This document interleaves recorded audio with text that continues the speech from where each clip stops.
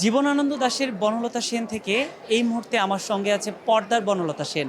আমরা একটু তার অনুভূতি জানবো। নাবিল আপু, শুরুতেই আপনাকে ঈদ মোবারক। ঈদ মুবারক। এই যে গতকাল থেকে দেখছি সিনেমা হলে বনলতা সেন আসার পর থেকে দর্শকের মাঝে একটা বাড়তি উন্মাদনা, বিশেষ করে এই সিনেমায় আমরা যে ধরনের কাল্পনিক বিষয় দেখেছি বাস্তবের সঙ্গে মিল রেখে, তো এইটা দর্শকরা অনেক পছন্দ করছে, কস্টিউম নিয়ে অনেক ধরনের কথা বলছে। আপনি কি ধরনের রিয়েকশন পাচ্ছেন? গতকালকের চেয়ে আজকে আমি এখানে আসতে আসতে গাড়িতে যখন স্ক্রল করছিলাম তখন দেখলাম যে আসলে গতকালকের চেয়ে আজকের রেসপন্স অনেক ভালো। আমার কাছে মনে হচ্ছে যে বনলতা সেনের দর্শকরা যারা কালকেও আমাদের বিভিন্ন শোজ হাউসফুল গিয়েছে, বাট দর্শকরা বোধহয় আজকে রেসপন্সটা দেওয়া শুরু করছে। আমাদের তো সোশ্যাল মিডিয়ায় মাধ্যম জানবার, এবং আজকেও যারা যারা বিকেলে শো দেখেছে বেরিয়ে দেখলাম আজকে ফেসবুকে বেশ লেখালেখি হচ্ছে আমাদের চরিত্র সম্পর্কে। অনেক দৃশ্য যেগুলো সারপ্রাইজ হিসেবে ছিল,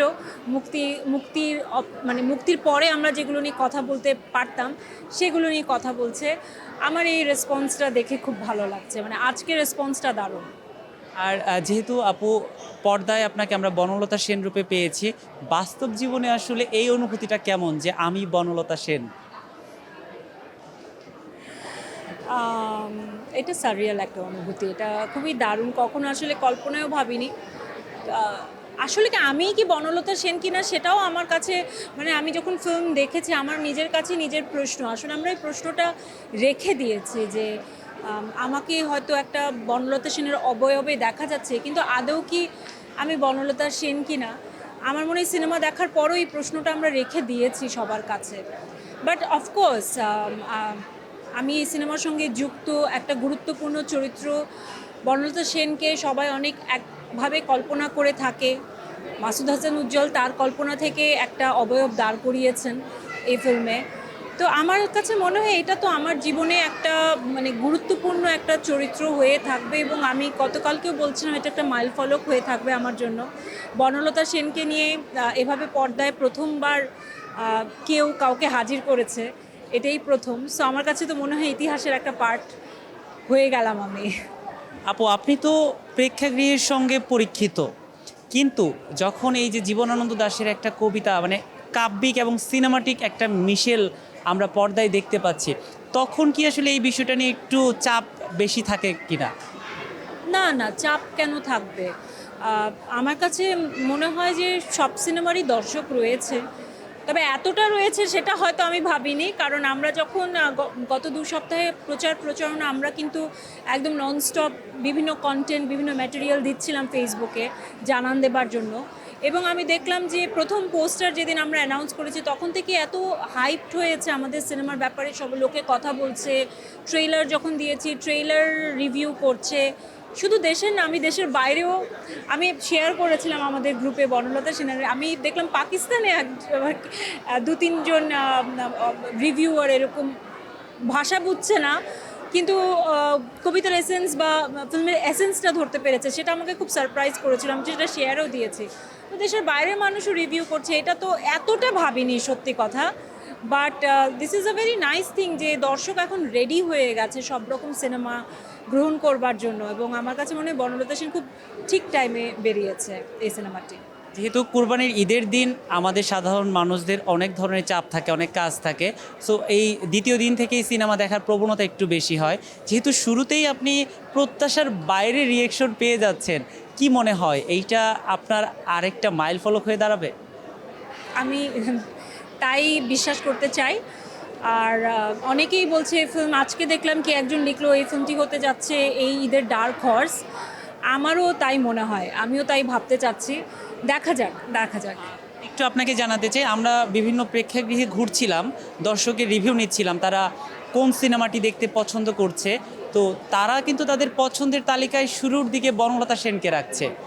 অনেক দর্শক আছে যারা আসলে বনলতা সেনকে তাদের পছন্দের তালিকার শুরুর দিকে রাখছে, কারণ বনলতা সেনের প্রতি আমাদের একটা ইমোশন, আমাদের দীর্ঘদিনের একটা পরিচিতি আছে। তো সেই জায়গা থেকে আপনিও বলছেন একটা লম্বা রেসের ঘোড়া হতে যাচ্ছে। অবশ্যই আপনি পর্দার বনলতা সেন, আপনার প্রত্যাশা সবসময় বেশি থাকবে, কিন্তু এই যে এত ব্যস্ততার মাঝে আপনার আরও সহকর্মীদের সিনেমা রিলিজ পেয়েছে এবং এই ঈদে আমরা দেখছি 8টি সিনেমা প্রেক্ষাগৃহে এসেছে। সো অনেক ধরনের কম্পিটিশন হচ্ছে, আপনার সহকর্মীদের সিনেমাগুলো দেখা হবে? অবশ্যই দেখা হবে। আমি তো প্রত্যেক ঈদেই সিনেমা হলে যাই সিনেমা দেখতে, ইনফ্যাক্ট ঈদের দিনই সিনেমা দেখে ফেলি অনেক সময়। আর এবার আমার নিজের সিনেমার ব্যস্ততার কারণে আপনাদের সঙ্গে দেখা করছি, বিভিন্ন হলে দর্শকদের রিয়াকশন দেখতে যাচ্ছি, এই জন্য দেখা হয়নি। বাট আমার কাছে মনে হয় যে একটু ধীর স্থির হই, কারণ আমিও একজন দর্শক, আমি কিন্তু এন্টারটেইন হতে খুব পছন্দ করি নিজের পরিবার আর বন্ধু বান্ধবদের সঙ্গে। তো একটু চাপটা কমলে আমি আমার ইচ্ছে আছে সবগুলো সিনেমা দেখার। আমরা তো অবশ্যই আপনার কাজ নিয়মিত দেখতে চাই এবং আপনার জন্য সবসময় শুভকামনা থাকে। আমি আজকে বনলতা সেনের বাড়ি জাস্ট একটা প্রশ্ন জানতে চাই ব্যক্তিগতভাবে, যেটা হচ্ছে উপস্থাপনায় আমরা আপনাকে যেভাবে পাই, মানে উপস্থাপনাটা আপনি কতটা উপভোগ করেন? আমি অনেক উপভোগ করি, বিশেষ করে যদি আমার মন মতো কোনো অনুষ্ঠান হয়। আমি চেষ্টা করি এমন কোনো কাজই করতে বা এমন কোনো অনুষ্ঠানের অংশ হতে যেটা আমার মানে করে ভালো লাগবে। তো ইদানিং একটা সেলিব্রিটি শো করছি, টক শো করছি, আপনি খেয়াল করেছেন কিনা জানি না, আমি ভীষণ এনজয় করি, কারণ আমার কাছে মনে হচ্ছে আমি জাস্ট আড্ডা দিচ্ছি। আমার মনে, আমি ছোটোবেলা থেকে আমার বাবা সবসময় বলতো এত প্রশ্ন করিস কেন। এখন বুঝি যে আসলে আমার মনে না অনেক প্রশ্ন, যে কোনো কিছু নিয়ে আমার মনে অনেক প্রশ্ন আসে। তো আমি জাস্ট আমার মনের প্রশ্নগুলো আমার অনুষ্ঠানে করে ফেলি, এই জন্য হয়তো আমার জন্য কাজটাও সহজ, প্লাস আমার আড্ডাটাও হয়ে যায় আমার কলিগদের সাথে, ফ্রেন্ডসদের সাথে। এখন যখন আমাদের প্রশ্নের সামনে দাঁড়াতে হয় তখন কি আপনি আমাদের জায়গাটা অনুভব করতে পারেন? হ্যাঁ, মাঝে মাঝে অনুভব করতে পারি।